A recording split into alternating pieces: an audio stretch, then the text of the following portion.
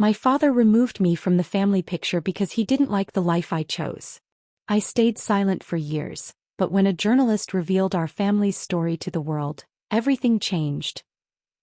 My father removed me from the family picture, simply because he didn't like the life I had chosen, and the day I watched my own image fall to the floor with the edges cut away by scissors, I felt like he hadn't just erased a picture.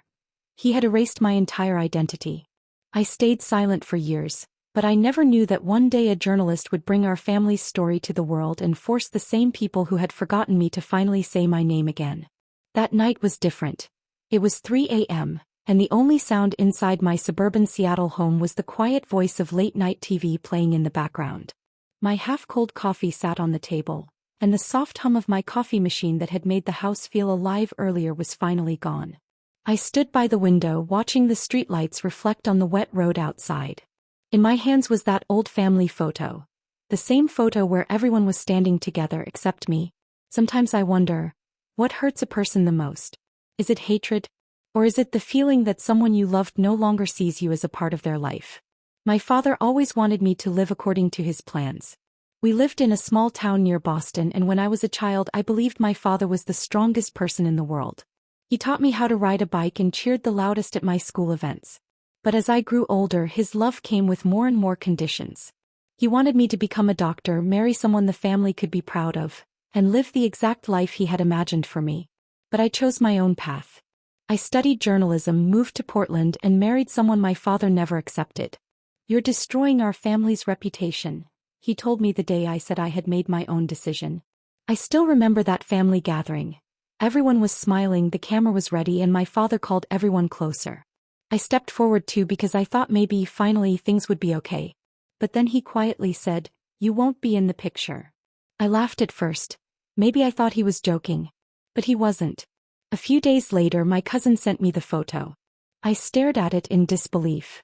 My father, my mother, my siblings. Everyone was there. And where I had been standing, the picture had been cleanly cut away. That moment, that small white space where my existence used to be, created a much bigger emptiness inside my heart. For years I said nothing. Not on social media, not to my family, not even to my father. I simply became silent. People would ask me, "How do you stay so strong?" They had no idea that even people who look strong sometimes sit awake at night holding Ambien or sleeping pills, just wishing their minds would become quiet for a little while. Years passed.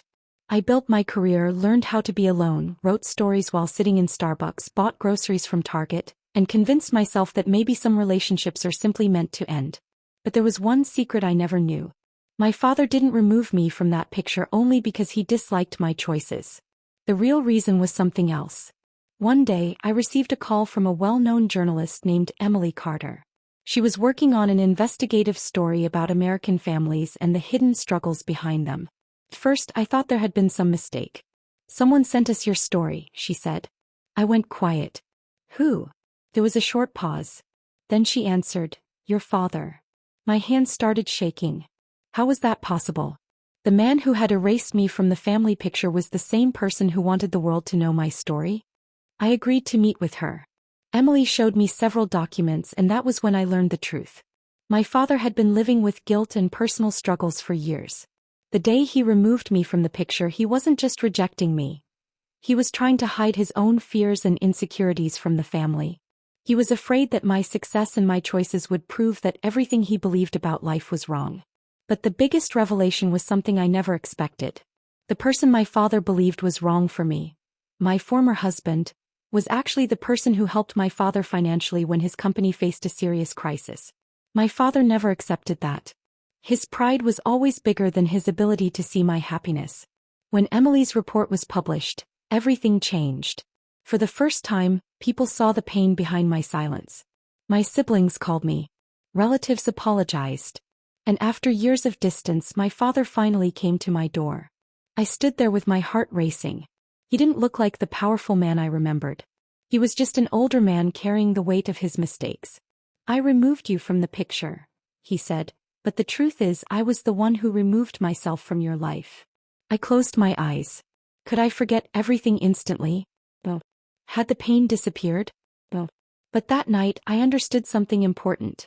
Forgiveness is not about making someone else feel better. It is about freeing your own heart. I hugged my father, but this time not as a daughter begging for love, but as a woman who finally understood that her worth was never determined by someone else's acceptance. Morning was beginning to arrive. Soft sunlight entered through the window. The late-night TV was silent, the streets were calm, and for the first time in years I felt ready to sleep. I picked up the old picture again and looked at the empty space where I had been erased. Then I smiled. Because I no longer needed a place in someone else's picture. I had created my own story. A new day was coming, and with it a new version of me. Thank you for staying with this emotional journey until the end. If this story touched your heart, please support us by liking this video and subscribing to our channel for more powerful and inspiring stories. Your support means everything to us, and we truly appreciate you being part of our community. See you in the next story.